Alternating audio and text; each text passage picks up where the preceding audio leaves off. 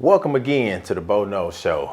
Here today we have a special guest, Dr. Shimona Rimley, 23 years experience in the financial field. And we're here to talk about, what you need to do as an entrepreneur.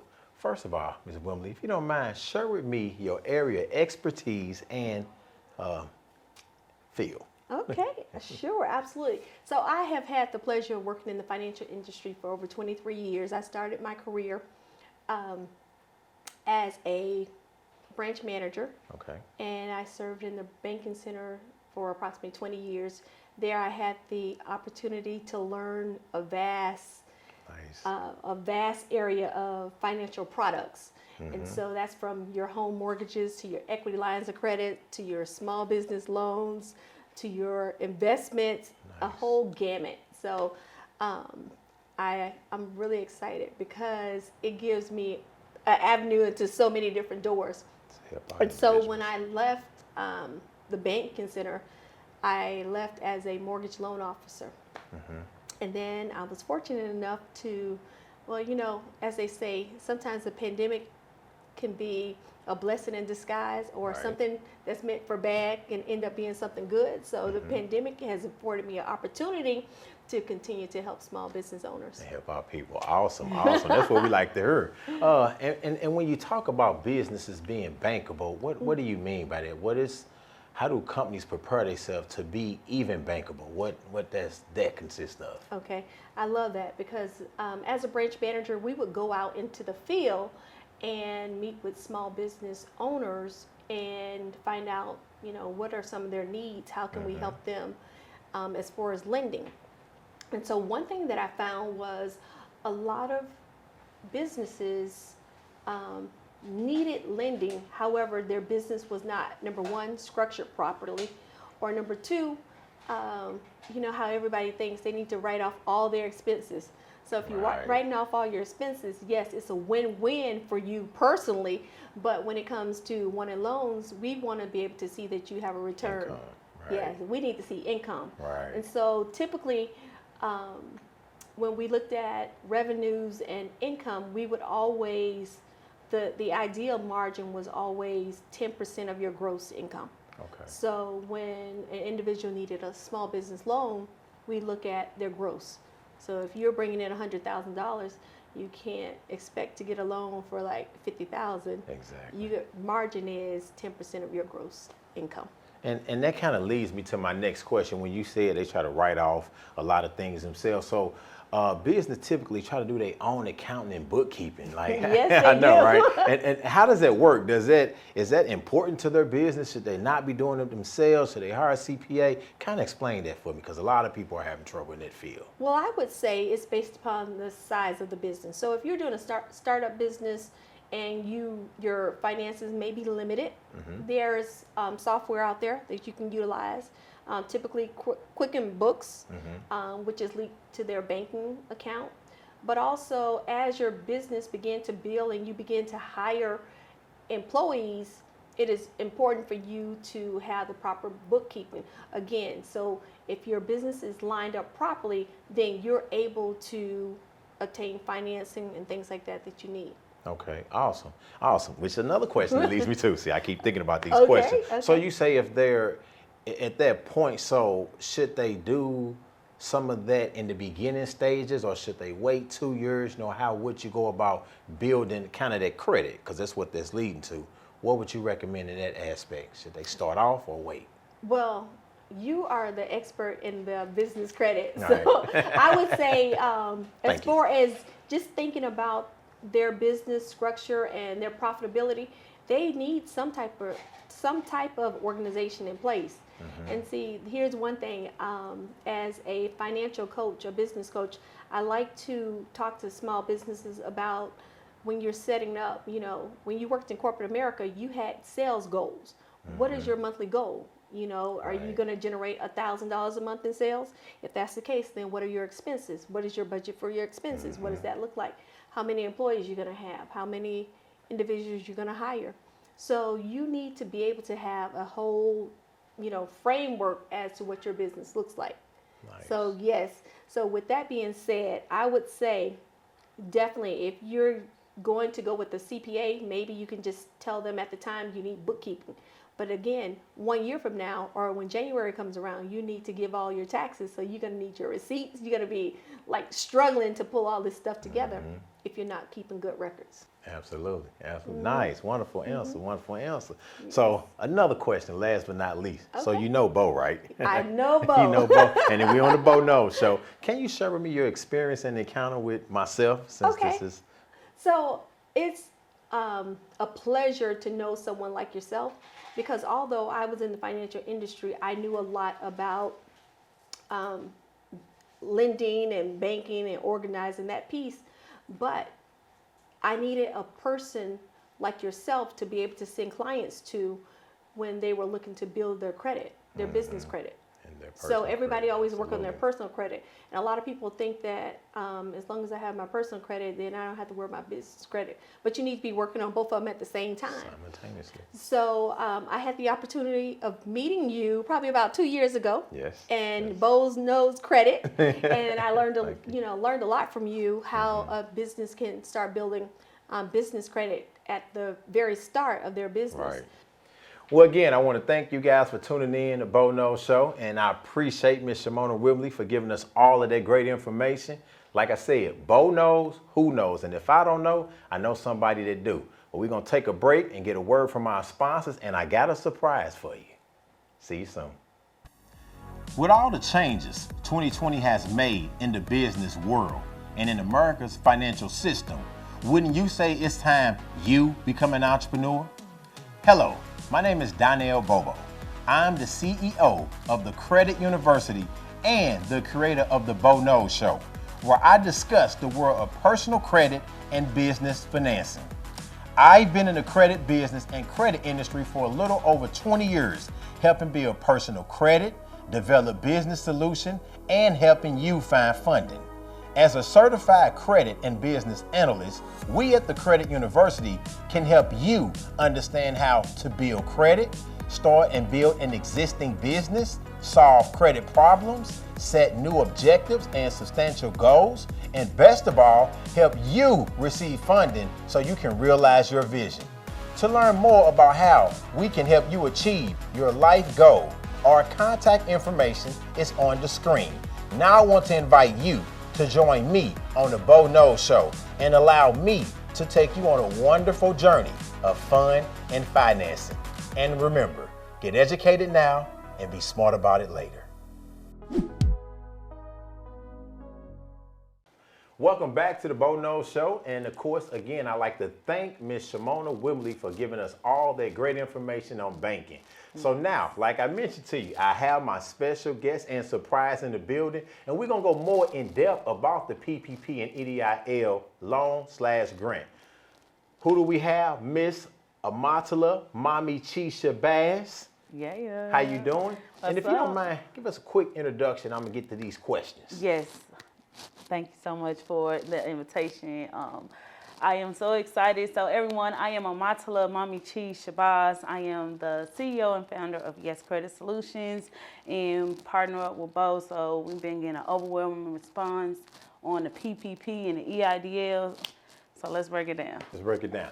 And I got my first questions. Like I said, a lot of our viewers, a lot of people have been asking you and I both all of these questions. What can they do? You know, a lot of confusion, all that going on. So question from Jeff out of St. Louis. What type of businesses and entities are eligible for a PPP?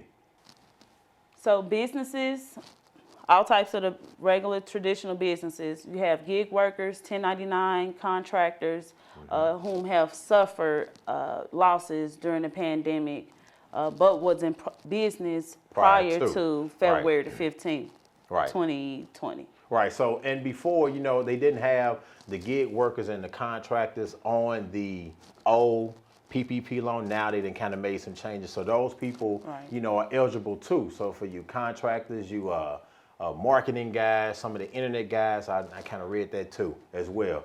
Another question out of here, right here in Dallas, from Hometown, huh? From Miss Johnson. How is the PPP loan size determined, and how does it work?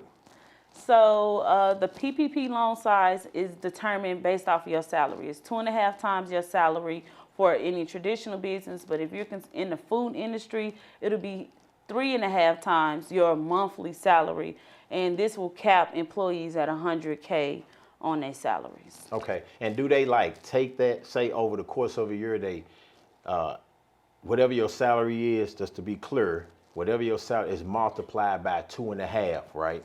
Right, so we're talking about their monthly salary. So when you break that down monthly, say it is Divided by 100, 12, right, right. divided by 12, Okay, there and it then is. 2.5 times that. Okay, so another question from our viewer was, if I receive the first PPP, can I apply for the second draw PPP? Yes, so you can apply for the second draw if you were approved for, you were approved for the first one, you can apply for the second one. There are some requirements on it, right? They want to make sure that you have experienced 25% in a decrease. And loss in your Right, salary, and yes, or greater from 2019 to 2020. So anytime in 2020. Yeah, you have to show that you had a reduction or a loss in income, basically, During the in one of those quarters, any Okay. one of the quarters. So it's 4 quarters in a year, y'all. So any one of those 3-month periods, you need to be able to reflect that you experienced 25% or greater. Question from Sarah out of Atlanta. How do you need to spend the PPP in order to get the loan forgiveness? And what expenses qualifies? All right, Sarah. So, in order for you to get those funds forgiven with the PPP, first they're doing 150K, right? Okay. So, of that 150K that they give you, or whatever it is that you have for your payroll, 60% of it must be going for payroll in order for you to get that PPP forgiven. So 60% of the funds at a minimum, and then you have room for the other 40% to be rent, utilities, some of the things that was new that they included was software, marketing, PPE equipment, like protection, the plastic screens, or any of that COVID ready things that businesses had to do. Can someone apply for both the EDIL grant and the PPP loan? Yes, they can. Oh, awesome, awesome. Because a lot of people ask that question. They want to make sure they get good information. And speaking of that, now I want to kind of go into talking about the EDIL questions that we got from some of our viewers. Wonderful. Question here. This question is out of Tammy out of Tennessee.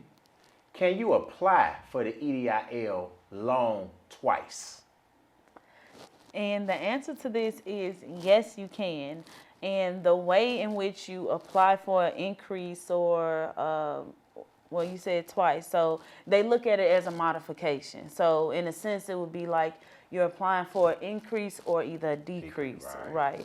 So that's the quick answer for that. Okay, okay. And can I apply for the second EDIL grant? The second grant, well, okay, with this one, I guess I would say this is a yes and no. So the people who can apply for the second EIDL grant are the people who applied the first round but did not receive the full 10K. So you applied the first round, you didn't receive the full 10K, and they have some other parameters around it based off of the area that you're in. So if the location in which your business is considered low to moderate income, then yes, you can apply for the EIDL grant. Though they're not allowing people to apply for it, the SBA themselves are sending out emails inviting those people to apply for it. Well, that was a 2-part question for Tammy down in Tennessee. We thank you for that. Now we got a question here back into Missouri, St. Charles, outside of St. Louis. Question for Brian, from Brian. What is the Target EDL? So that's a little bit of the second part of what I just spoke about as far as the location. So the targeted is meaning the area in which that person is at. And basically it needs to be 20% below the poverty line, or the median income is below 80% of the state, what the state considers the poverty for, or that medium income poverty line. So, and it's one more qualification. They have a map online where you can put your address in, and it'll let you know, hey, if you're where you located, right? If you're located in the area that qualifies you to be in that targeted area. Yeah, so kind of like a blighted area or whatnot. Okay. And we have another question here out of St. Louis. Can't see the individual who asked this question, but their name is not there. But can I get a loan and a grant with the EDL program? So in simplicity, yes, you can. You can get both. Okay. You can get the loan and you can also apply for the grant. However, right now at this current time, you can't apply for the grant, as I just said.